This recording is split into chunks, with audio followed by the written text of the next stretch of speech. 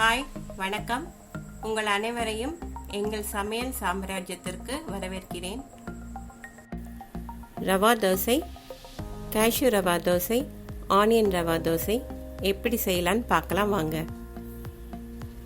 தேவையான பொருட்கள் இது நான் டிஸ்கிரிப்ஷன்லையும் கொடுத்துருக்கேன், செக் பண்ணிக்கோங்க.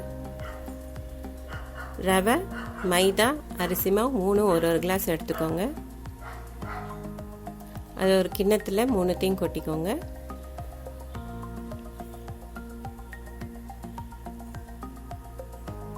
அரை கப் தயிர் மிக்சியில் அடித்து ஊற்றிக்கோங்க. இதில் மிளகு, சீரகம், பச்சை மிளகாய், பெருங்காயம், கருவேப்பிலை, 4 கிளாஸ் தண்ணி ஊற்றிக்கோங்க.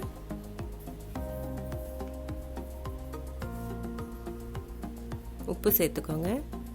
கட்டி இல்லாமல் கரைச்சி 1/4 மணி நேரம் ஊற வச்சுக்கோங்க. மாவு திக்காக இருந்ததுன்னா இன்னும் கொஞ்சம் தண்ணி சேர்த்துக்கோங்க. நல்ல சூடான தோசைக்கல்லில் ஒரு கிளாஸில் எடுத்து ஊற்றிக்கோங்க. எண்ணெய் ஊற்றிக்கோங்க. நல்லா ப்ரௌன் ஆனதுக்கப்புறமா திருப்பி போட்டுக்கோங்க.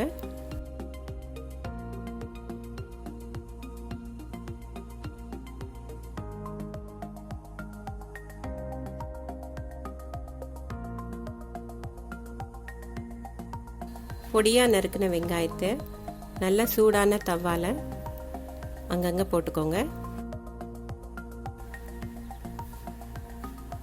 இப்போ இதில் கிளாஸில் மாவு எடுத்து ஊற்றிக்கோங்க.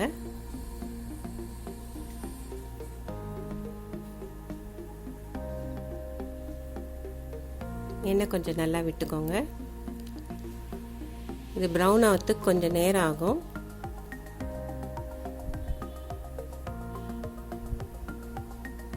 ப்ரௌன் ஆனதும் திருப்பி போட்டுக்கோங்க.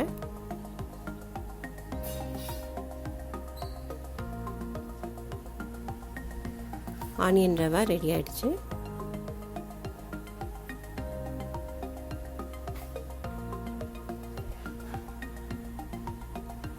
நல்லா சூடாக கல் இருக்கணும்.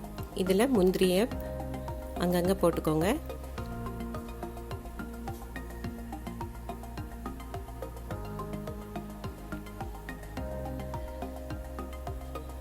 மாவு கிளாஸில் எடுத்து ஊற்றிக்கோங்க.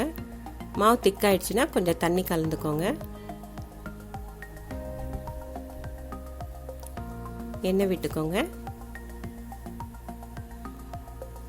இது ப்ரௌன் ஆனதும் திருப்பி போட்டுக்கோங்க.